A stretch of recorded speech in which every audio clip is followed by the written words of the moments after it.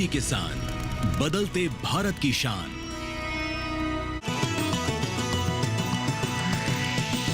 DD किसान, बदलते भारत की शान।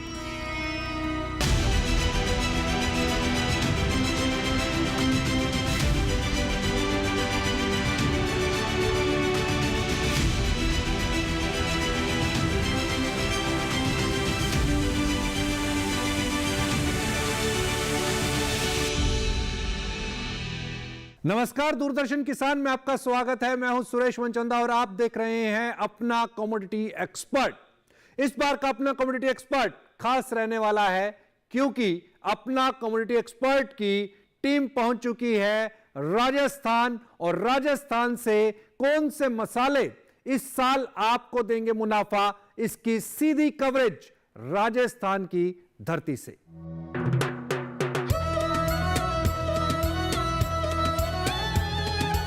राजस्थान की महान सांस्कृतिक विरासत और ऐतिहासिक धरोहर पूरे विश्व में प्रसिद्ध है। न सिर्फ यहाँ के महल इस राज्य की शोभा बढ़ाते हैं, बल्कि यहाँ के मसालों का भी कोई सानी नहीं है।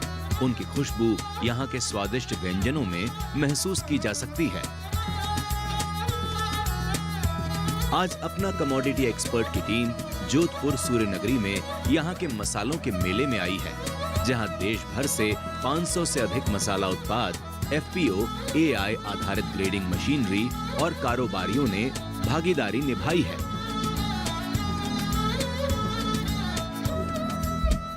नमस्कार, अपना कमोडिटी एक्सपर्ट में आप सभी का स्वागत है। और आज हम आ गए हैं कुछ खास लेके आपके लिए, क्योंकि आज हम आ गए हैं राजस्थान, रंग रंगीलो राजस्थान, जहां की संस्कृति देश में ही नहीं विदेश में भी अपनी पहचान बना रही है। और ऐसे में आज हम आ गए हैं राजस्थान में यहाँ के मसालों की महक को लेने और जानने कि क्या आने वाले समय में मसालों का निर्यात हमारे देश को एक अलग स्तर पर लेकर जाएगा। मसाले के निर्यात में जो आ रही जो चैलेंजेस है, जो मुसीबत है, क्या उससे हम निकल पाएंगे? क्या हमारे किसानों को मिलेगा बड़ा मुनाफा? इन सभी बात पे चर्चा करेंगे और जानेंगे हमारे एक्सपर्ट्स की राय कि क्या कहते हैं वो, कि कैसे हम मसाला उद्योग को बढ़ावा दे सकते हैं और देश में निर्यात के आंकड़ों को भी एक ऊंचाई के स्तर पर ले जा सकते हैं। तो चलिए चलते हैं।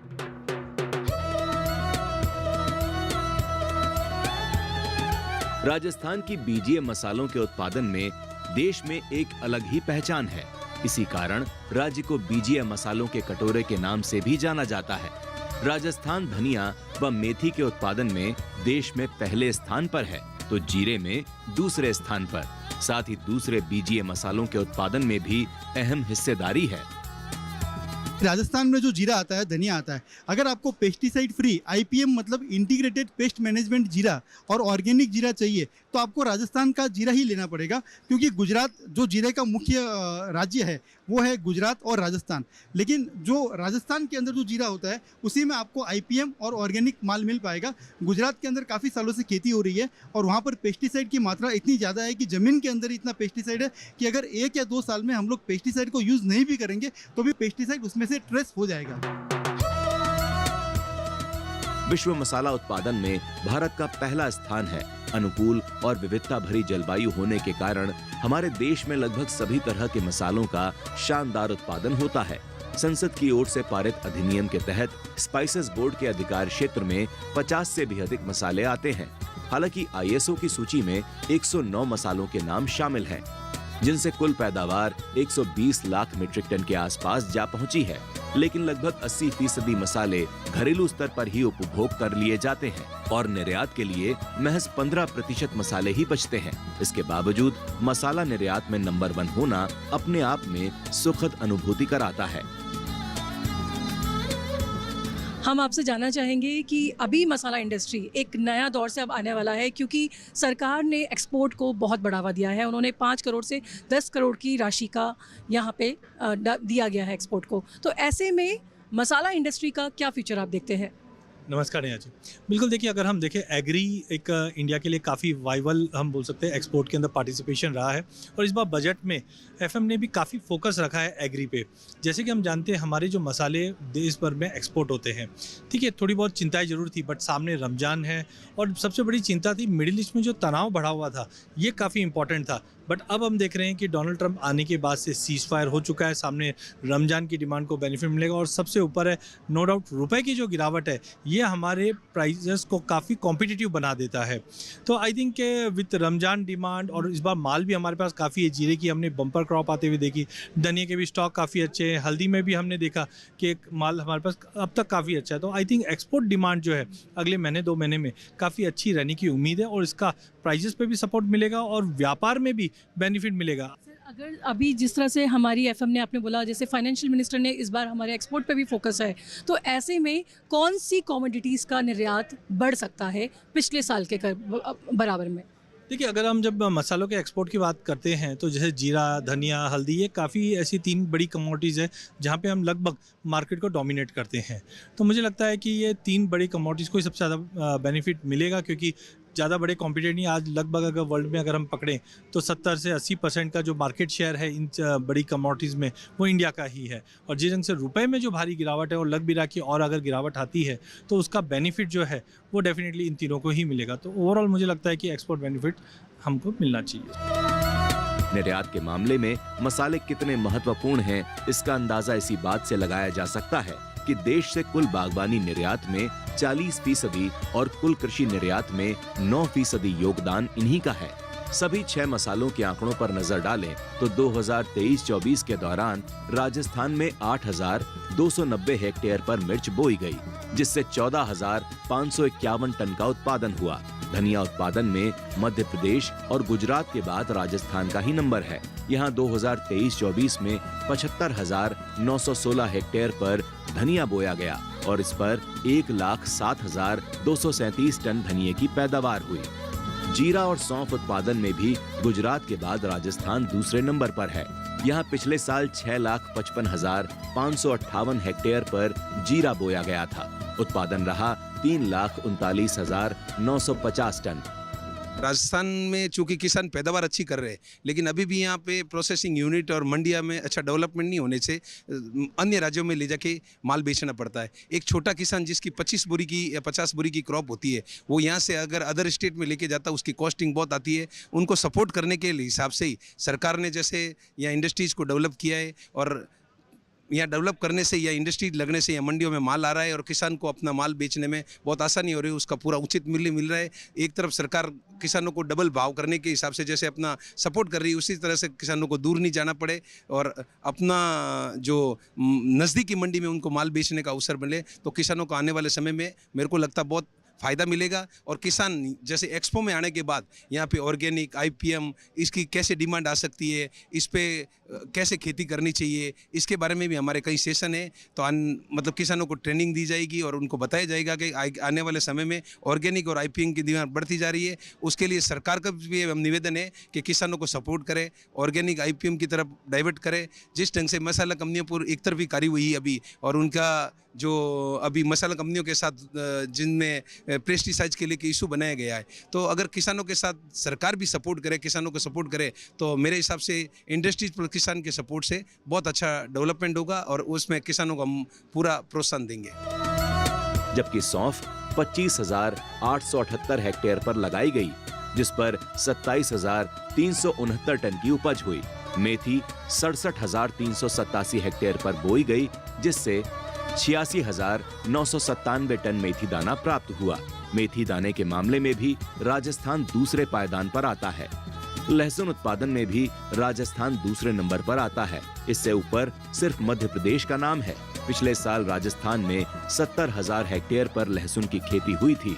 उत्पादन रहा था 4,20,000 टन। 2023-24 के आंकड़े बताते हैं कि राजस्थान में 9,22,631 हेक्टेयर क्षेत्रफल पर मसाले बोए गए, जिससे 10,08,664 टन मसालों का उत्पादन हुआ। भारत में कुल मसाला उत्पादन का ये लगभग 8.5% बैठता है।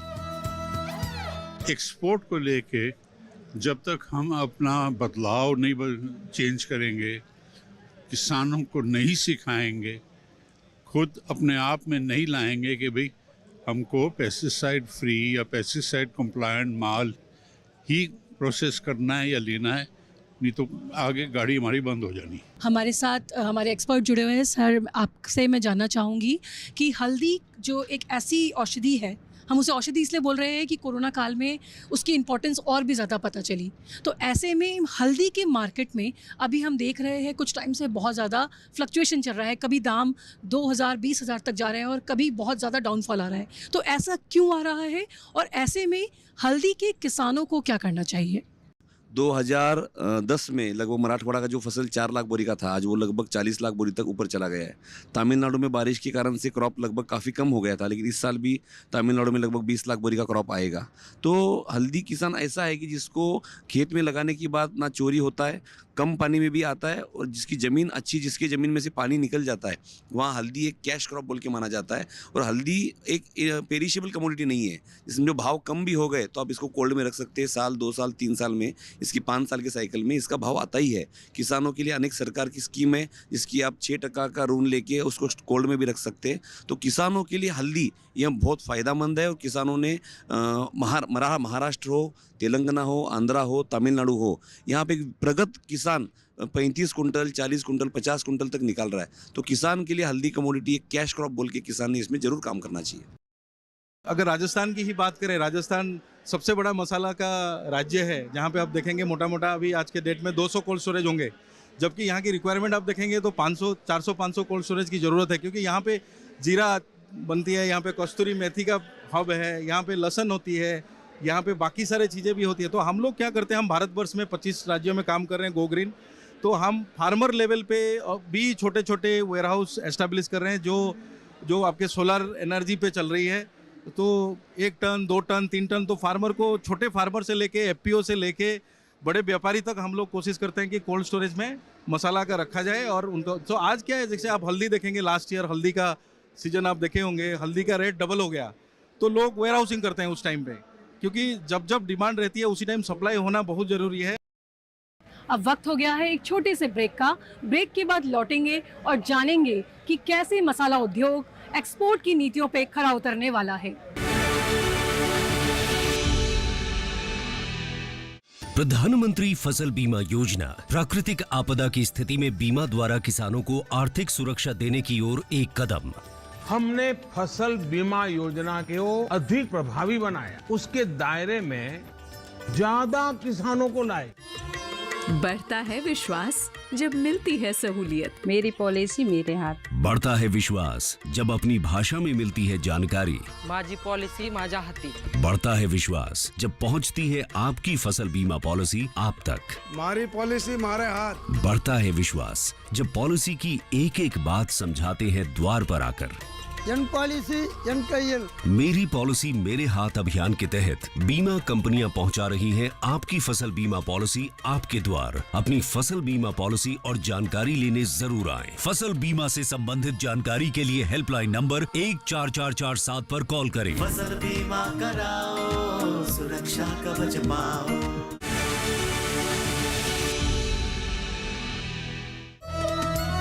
हाल के वर्षों में जैविक खेती को ज्यादा महत्व दिया जा रहा है। रसायनों के दुष्प्रभावों से परेशान लोग अब सुरक्षित उत्पादों में रुचि दिखा रहे हैं। ऐसे में किसानों को भी जैविक खेती की ओर रुख करना पड़ा है। इस दिशा में मसाला उत्पादक किसान भी पीछे नहीं हैं। वो भी जैविक विधियों से मसाले उगाने लगे हैं।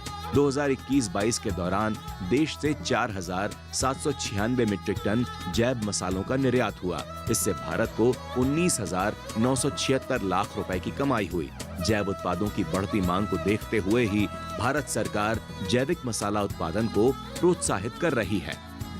किसान ही प्रमुख है कोई भी कमोडिटी को मार्केट में पहुंचाने में। किसान नहीं तो कमोडिटी नहीं। तो अभी किसान को सबसे ज़्यादा जो ज़रूरत है वो टेक्नोलॉजी की है। हम विश्व के प्लेटफॉर्म पे हम दूसरी कंट्री को कहीं कहीं कम्पीट नहीं कर पाते। इसका मुख्य कारण यही है कि हमारे पास वो टेक्नोलॉजी नहीं है उत्पादक की, या अपने क्रॉप को प्रोटेक्शन करने की, या कीटनाशक की, या उसे बचाव करने की वो टेक्नोलॉजी नहीं है जो बाकी साउथ ईस्ट एशियन कंट्री में और यूरोप में है। तो हमें किसानों को टेक्नोलॉजी प्रोवाइड करवाना है। अभी भारत सरकार AI पे बहुत फोकस कर रही है, AI को प्रमोट कर रही है, इसका बहुत स्वागत है। और ये AI की जो पहुंच है वो किसानों तक, खेत तक पहुंचे, ताकि उनको कीड़ा लगने के पहले उनको खबर मिले, उनके पास न्यूज़ हो, उनके पास इन्फॉर्मेशन हो कि कीड़ा लगने वाला है। यूजुअली अमूमन क्या होता है, किसान देख के ये समझते हैं अच्छा अब कीड़ा आ गया, जो कि कीड़े आने के 10-15 दिन बाद डेवलप होता है खेत में। कीड़ा बहुत पहले आ चुका होता है, लेकिन उसका असर 10 से 15 दिन बाद खेत में आता है, तब तक खेत में काफ़ी नुकसान हो चुका होता है। मसाले चूंकि अच्छी कीमत पर बिकते हैं, इसलिए किसानों को भरपूर आमदनी देते हैं। देश भर में 90 लाख किसान मसाला उत्पादन में लगे हुए हैं। अगर कारोबारियों और दूसरे संबंधित स्टॉक होल्डर्स को भी जोड़ लिया जाए तो संख्या 140 लाख बैठेगी। राजस्थान के नागौर में कसूरी मेथी भी उगाई जाती है। ज्यादातर लोग सामान्य मेथी की सूखी पत्तियों को ही कसूरी मेथी समझ लेते हैं, जबकि सच्चाई इससे अलग है। ये मेथी की एक अलग वैरायटी है जिसका स्वाद और खुशबू सामान्य मेथी से बेहतर है। भारत सरकार FPOs को बढ़ावा दे रही है, क्योंकि कहीं ना कहीं जब एक किसान 10 किसान जब मिल जाते हैं तो वो कुछ और अच्छा कर पाते हैं, सबको आत्मनिर्भर कर पाते हैं। और ये बहुत ज़रूरी है कि हमारा किसान आत्मनिर्भर बने। और आज हम ऐसे ही एक FPO के पास आए हैं और चलिए बात करते हैं डॉक्टर भागीरथ चौधरी जी से कि किस तरह से ये FPO काम कर रहा है और कैसे बहुत से किसानों को इसका फ़ायदा हो रहा है। सर, आपका स्वागत है। Thank you so much. इस फार्मर प्रोड्यूसर ऑर्गेनाइजेशन के माध्यम से जो सबसे बड़ा चेंज हम एग्रीकल्चर के अंदर ला रहे हैं, वो किसानों को बेहतरीन क्वालिटी के फर्टिलाइजर्स, न्यूट्रिशन और पोषण के माध्यम से खेती को कैसे हम आगे बढ़ाएं। आप देख सकते हैं इस FPO ने नॉर्वे की यारा फर्टिलाइजर, जो वर्ल्ड की सबसे बड़ी न्यूट्रिशन की कंपनी है, उनके साथ मैंने इनका एक कोलैबोरेशन कराया है। और पूरे राजस्थान के अंदर एग्रोनॉट यारा के जो बहुत बेहतरीन क्वालिटी के फर्टिलाइजर है, उसको हम राजस्थान के लिए अंदर लेके आ रहे हैं। राजस्थान के अंदर हम दुनिया की सबसे बेहतरीन स्पाइसेस का उत्पादन करते हैं, जैसे क्यूमिन, कोरिएंडर हो गया। जैसे मेरे हाथ में ये कोरिएंडर है, इस पर थोड़ा फोकस कीजिए आप। ये क्यूमिन है, एक ये क्यूमिन है और एक ये क्यूमिन है। यहाँ पे न्यूट्रिशन का उपयोग हुआ है, यहाँ पे नहीं हुआ है। मैं राजस्थान के हर किसान के खेत में ये वाला जीरा देखना चाह रहा हूँ। राजस्थान की जो खेती है वो एक्सट्रीम वेदर कंडीशंस में हो रही है। हमारी सॉइल की फर्टिलिटी बहुत कम है और मुझे उम्मीद है कि हम लोग किसानों के साथ मिलके, और मेरे साथ यहाँ पे बहुत सारे FPO के लोग जुड़े हुए हैं। भारत सरकार को ये जो FPO को बढ़ावा देने के लिए बहुत सारे ग्रुपों को और बड़े स्तर पे हमें काम करना है। और आने वाले समय में राजस्थान की जो मसाला की फसलें हैं, राजस्थान से जो एरोमेटिक प्लांट्स हैं, मेडिसिनल प्लांट्स हैं, हमारे राजस्थान के अंदर एडिबल ऑयल का बहुत बड़े स्तर के ऊपर ग्राउंड नट हो गया या सिसमी का बहुत बेहतरीन प्रोडक्शन होता है। देश की जो हाई वैल्यू क्रॉप है वो राजस्थान में प्रोड्यूस हो रही है। हमारी जो मसाले की खेती है उसमें बहुत ज़्यादा परिवर्तन आया है। विशेषकर जैसे हमारी कसूरी मेथी है, उसका कलर, उसकी सुगंध, उसको और बढ़ाया है। और उसका आगे मार्केट किस प्रकार किसानों को वैल्यू एडिशन करना चाहिए, ये सारी चीज़ें FPO के माध्यम से हमें पता चली है। इसके साथ साथ ही जैसे हमारे यहाँ जीरा होता है, तो जीरे में जो न्यूट्रिशन वैल्यू की कमी थी, और उसमें ऐसा होता था कि पहले किसान को पता नहीं था, बिना जानकारी के अभाव में वो पेस्टिसाइड की दुकान से दवाई लाता और अपने जीरे पे डालता। अब इनकी पूरी टीम है, वो किसानों के साथ बैठती है, किसानों के साथ गोष्ठी होती है, फिर बताया जाता है कि भाई इसकी जांच के बाद हमें पता चला, जैसे हमारा नागौर बेल्ट है उसमें जिंक की डेफिशिएंसी है, तो हमें सिर्फ जिंक ही डालनी है, न कि दूसरी चीज़ डालनी है। अभी जैसे बर्फबारी होगी, जैसे पाला पड़ा था, तो पाले के अंदर हमें जैसे कॉपर है, कोबाल्ट है, जो हमें देना है या सल्फर देनी है, ये सारी जानकारी होती है। एक भ्रम फैलाया जा रहा था कि किसान जो अंधाधुंध पेस्टिसाइड डालता है, अब किसान भी अवेयरनेस हो गया है और ऐसे FPO हैं जो किसानों की मदद कर रहे हैं, उनके साथ अच्छे जीरे, अच्छे मसाले पैदा कर रहे हैं। और जो हमारा मारवाड़ है वो अपनी सुगंध है जो पूरे भारत में और वो पूरे विश्व में फैला रहा है। कृषि जगत में AI तकनीक का इस्तेमाल किसानों की सहायता के लिए खेतों में विभिन्न चुनौतियों के समाधान करने के लिए किया जाता है। वर्तमान में मसाला कंपनियां भी किसानों के लाभ हेतु इसका उपयोग कर रही हैं। विभिन्न मशीनों का उपयोग करके वे किसानों को अनेक प्रकार की सुविधाएं प्रदान करने का प्रयत्न कर रही हैं। उच्च तकनीक द्वारा उत्तम बीज किस्में, खाद्य और अन्य कृषि योग्य सामग्री इनके द्वारा किसानों को मुहैया कराई जा रही है। ये तकनीक समस्याओं को सुलझाने और चीजों को सही ढंग से करने में मददगार साबित हो रही है। इससे समय की बचत तो होती ही है, साथ ही शारीरिक श्रम भी कम लगता है।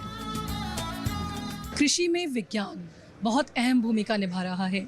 विज्ञान के आने से कृषि जगत में एक अलग ही एक अनोखी पहल हुई है, जहां एक तरफ मैन पावर रिसोर्सेज कम पड़ रही है, साथ के साथ हम बेहतर क्वालिटी की ग्रेडिंग मशीनरी से कृषि उत्पादों को और भी उन्नत बना सकते हैं।